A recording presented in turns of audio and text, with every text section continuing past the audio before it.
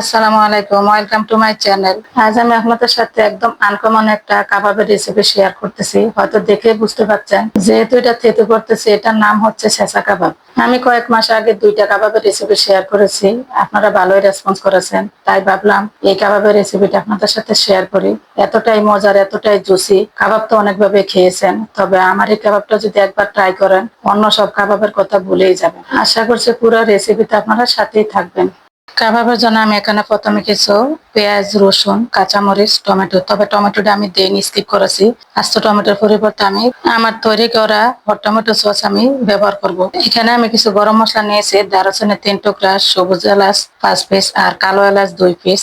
ভিতরের বিচিটা নিয়ে নিচ্ছি, উপরে খোসাটা নিতে হবে না। আর জয়ফলের 3/1 অংশ, আর জয়ত্রীর 3টা ফুল, আর 20টার মতো কালো গোলমরিচ, সাদা গোলমরিচ। মশলাগুলো আমি তেলে গুঁড়ো করে নিব। এখন আমি এখানে ফ্রেশ মাংস নিয়েছি, গরুর মাংস 1 কেজির মতো।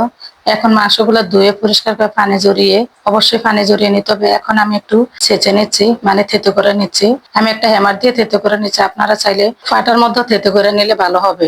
তবে আমার মাংসগুলো কিন্তু স্লাইস করে কেটে নিয়েছি, বেশি বাড়ি বাড়ি না, একটু পাতলা করে স্লাইস করে কেটে নিতে হবে, তা না হলে থেতো করতে একটু সমস্যা হবে। এইভাবে আমি সবগুলা মাংস থেতো করে নিয়েছি। দেখুন মাংসের পিসগুলা কত পাতলা করে স্লাইস করেছি, একেবারে বাড়ি থাকলে আর স্লাইস থেতো করা যাবে না। আমি এখন মাংসগুলো ম্যারিনেট করে নিচ্ছি। প্রথমে দিয়ে দিচ্ছি 1 টিস্পুন লাল মরিচের গুঁড়ো, 1/2 টিস্পুন হলুদের গুঁড়ো, 1 টিস্পুন ধনিয়া গুঁড়ো, 1 টিস্পুন জিরার গুঁড়ো, 1 টিস্পুন লবণ। আমার স্পুন গুলো একটু ভালোভাবে খেয়াল করতে হবে। এখন দিচ্ছি স্বাদ বৃদ্ধির জন্য, রেস্টুরেন্ট স্টাইলের জন্য দিয়ে দিচ্ছি 1/4 টিস্পুন টেস্টিং সল্ট। এটা আপনারা চাইলে দিতেও পারেন, তা না হলে স্কিপও করতে পারেন। এখন দিয়ে দিচ্ছি টেস্টের ব্যালেন্স ঠিক রাখার জন্য 1 টিস্পুন চিনি, যেহেতু টক দই দিব।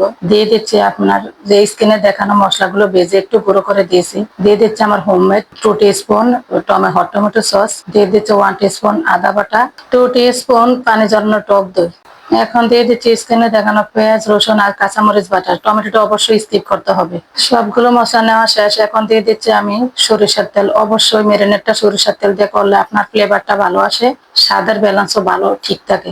প্রথমে আমি সবগুলা মশলা একসাথে মিক্স করে নিচ্ছি। অবশ্যই স্ক্রিনে দেখতে পাচ্ছেন, প্রথমে মশলাগুলো মিক্স করে নিলে ভালো হবে কি, আপনার মাংসের মধ্যে সবগুলা মশলা ঢুকবে। এক এক করে আমি সবগুলো এইভাবে মাংস মশলা সবগুলো ভালোভাবে মিক্স করে নিচ্ছি। আপনার মেখে নেওয়াটা সবচেয়ে বড় জরুরি, যেহেতু মাংসটা কাবাব, আপনার মাংসের মধ্যে অবশ্যই মশলাগুলো ঢুকতে হবে, এই জন্য ভালোভাবে একটু মেখে নিতে হবে। গরু মাংস কাবাবের ক্ষেত্রে গুরুত্বপূর্ণ একটা ইনগ্রেডিয়েন্ট হচ্ছে কাঁচা পেঁপে বাটা। এটা আমার হাতের কাছে অ্যাভেলেবেল ছিল না, এই জন্য দিতে পারে না। আপনারা হাতের কাছে থাকলে অবশ্যই দিবেন। মেখে নেওয়া শেষে আমি এখানে একটা বক্সে প্রিজারভেটিভের জন্য রেখে দিচ্ছি। আমি নর্মাল ফ্রিজে 4 ঘন্টার জন্য রেখে দিচ্ছি। আমি এটা সকালে মেখে নিচ্ছি, আমি বিকালে নাস্তার জন্য আমি এটা ভেজে নিব। আর আপনারা যদি পেঁপে বাটাটা দেন, তাহলে তো সর্বোচ্চ 2 ঘন্টা রেস্টে রাখলে তারপর আপনারা ভেজে নিতে পারবেন, তাড়াতাড়ি মাংসগুলো কুক হয়ে যায়। মাংসগুলো রেস্ট হয়ে গেছে। এখন ভাজার জন্য আমি একটা ফ্রাইং প্যান বসিয়ে আমি সামান্য কিছু তেল দিয়ে আমি মাংসগুলো ভেজে নিচ্ছি। প্রথমে তেলটা একটু কম করে দিবেন, কারণ কাঁচা মাংস, মশলা মাখানো মাংস, এটা থেকে পানি উঠবে। পরবর্তীতে যখন পানিটা টেনে যাবে, তখন আবার একটু তেল দিতে হবে। যেহেতু মাংস থেকে পানি ছাড়বে, আমি সবগুলা মাংস একসাথে দিয়ে আমি ঢাকনা দিয়ে ঢেকে দিচ্ছি। অফ ক্যামেরায় কিন্তু আমি সবগুলা মাংস একসাথে দিয়ে আমি ডেকে যতক্ষণ পর্যন্ত পানি ওঠা শেষ হয়েছে, ততক্ষণ পর্যন্ত আমি আবার অর্ধেক মাংস উঠিয়ে নিয়েছি, আবার বাকিগুলো আমি ভেজে নিয়েছি। আর আমি এখানে এক্সট্রা মশলাটা কিন্তু ইউজ করি না। আমি এক্সট্রা মশলাটা আবার মাংসগুলো ভেজে নেওয়ার পর আবার একটু তেল দিয়ে আমি মশলাগুলো ভেজে নিয়েছি। এটা কিন্তু সস হিসাবে খাওয়া যায়। প্রথমে আমি ঢাকনা দিয়েছি 10 মিনিটের জন্য, আবারও ঢাকনা দিয়েছি 10 মিনিটের জন্য। দেখুন পানিটা অবশ্যই টেনে গেছে, আমি অর্ধেক মাংস উঠিয়ে নিয়েছি। দেখুন এখন মাংস থেকে তেল ছেড়ে দিয়েছে। এখন আমি একটু টমেটো সস আমি ব্রাশ করে দিচ্ছি। অবশ্যই টমেটো সসের সাথে একটু তেল মিক্স করে এটা করবেন, তাহলে মাংসের টেস্ট দ্বিগুণ বেড়ে যাবে।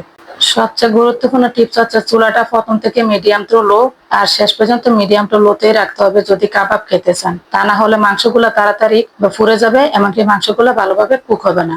অবশ্যই টিপসটা ফলো করবেন। আমার এই মাংসগুলো ভেজে নিতে সময় লাগছে 35 মিনিট। মাংসগুলো উল্টে আবার টমেটো সস দিয়ে আমি ব্রাশ করে দিচ্ছি। দুই সাইডে ব্রাশ করে দিয়েছে টমেটো সস। দেখুন আমার মাংসের কালারটা একদম সুন্দরভাবে ভাজা হয়ে গেছে, কালারটা কত সুন্দর আছে, একেবারে পুরোও যায় না, একেবারে আপনার কালারফুলও আছে খুব সুন্দরভাবে ভেজে নিয়েছি। এভাবে আমি 2 ফেজে সবগুলো মাংস ভেজে নিয়েছি। দেখুন মাংসের কালারটা কত পারফেক্ট হয়েছে, একদম কাবাবের একটা কালার আসছে। আমার এই রেসিপিটা দেখে ভালো লাগলে অবশ্যই বাসায় একবার হলো ট্রাই করে নেবেন। ট্রাই করে যদি উপকৃত হন তাহলে আমার চ্যানেলটা অবশ্যই সাবস্ক্রাইব করে দিবেন, আর লাইক কমেন্ট শেয়ার করে দিবেন, এমনকি বন্ধু বান্ধব আত্মীয় স্বজনের মধ্যে বেশি বেশি শেয়ার করে দিবেন। আমি এখানে মাংসের সাথে আমি কিছু সালাদও সার্ভ করে নিয়েছি।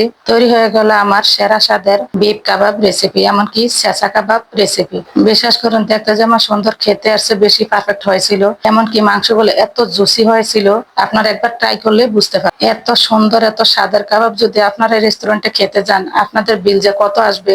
এটা আপনারা চাইলে গরম ভাত, রুটি, নান যে কোনো কিছুর সাথে পরিবেশন করতে পারে। আমি দেখুন কতটা জুসি হয়েছে, আমি ধরতে দেরি দেখুন কিভাবে গলা যাচ্ছে, এতটাই পারফেক্ট এবং জুসি হয়েছিল। আবার দেখা হবে নতুন কোনো রেসিপিতে। আল্লাহ হাফেজ।